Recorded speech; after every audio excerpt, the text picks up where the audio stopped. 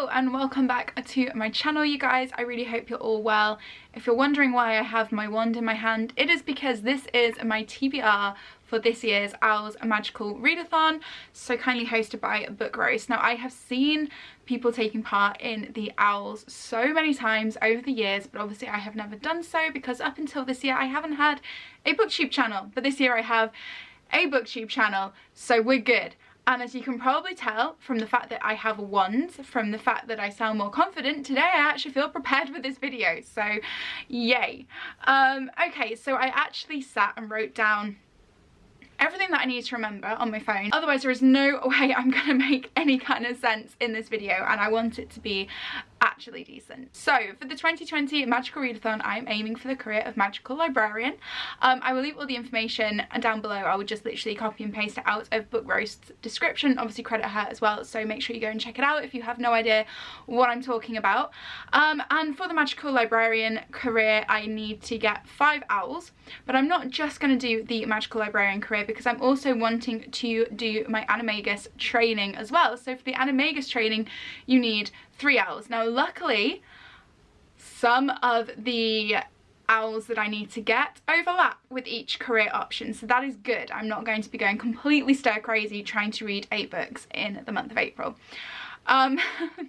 So the first owl I need to sit is Ancient Runes, and the prompt for Ancient Runes is to have a heart on the cover or in the title of the book. So for this one I have chosen Damsel by Lana K. Arnold. This has a heart on the cover here. I actually really struggled with this one because I went through my entire bookcase and could not find a single book with a heart on it until I got to this one. And this is actually on my massive TBR pile as well, so it would be good to actually get this finally ticked off. This book basically follows the story of a girl called Amma and a prince, Prince Emery. And Prince Emery's dad, the king, has just died, and for him to be able to assume the throne he has to go and rescue a damsel from a dragon. It is of course the damsel, and she has no recollection of being kidnapped by this dragon and taken prisoner. She has no recollection of anything that's happened while she has been with this dragon, and she wakes up in this new kingdom with Prince Emery. But all is apparently not quite as it seems, and this I think is supposed to be some kind of fairy tale retelling. I'm so actually excited to get to this. I forgot how good it sounded. I think I picked it up from on a whim from Foyles, and yeah, I'm really excited just to see, you know, see what it's like. It's not the longest book, so I'm hoping I'll be able to sail through this pretty quickly. Oh, I was hoping it was going to look pretty under its dust jacket. It doesn't, that's fine. Yeah, so I'm really excited to get to this one. It's on my massive TBR pile as well, so it'll be good to finally get it ticked off. And yeah.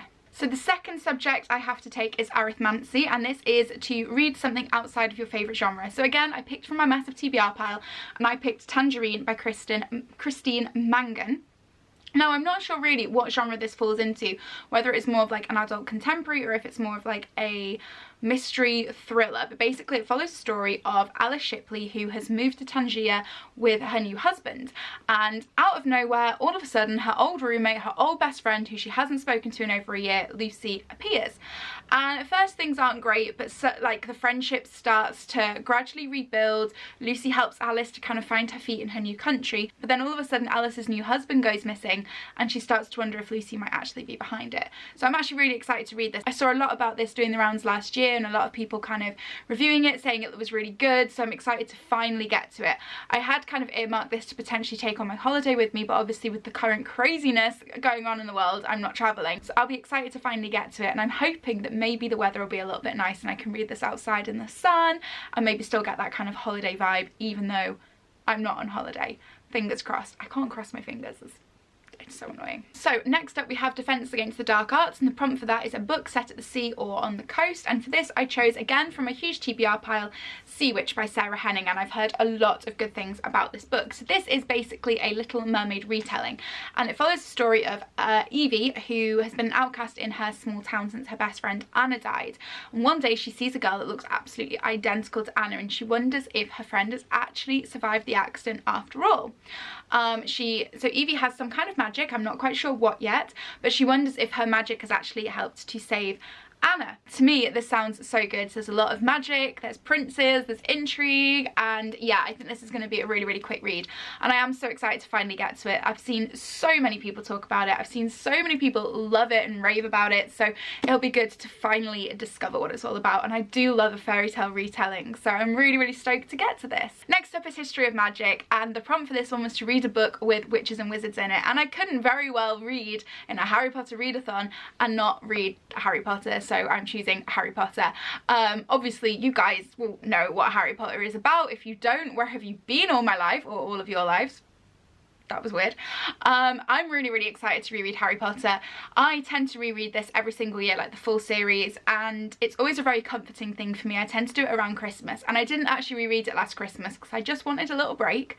But I kind of feel, again, with the craziness going on in the world right now and anxiety being high everywhere, that it's the right kind of time to just read something really comforting like this. So I'm so excited to get back into the wonderful world of Hogwarts, revisit my favourite teachers, my favourite characters, and just embrace it and just give my brain a little comfort break. So I'm so excited to get to this. Then finally, for the magical librarian career path, we have Transfiguration, and the prompt for this one was to read a book with shapeshifting in it.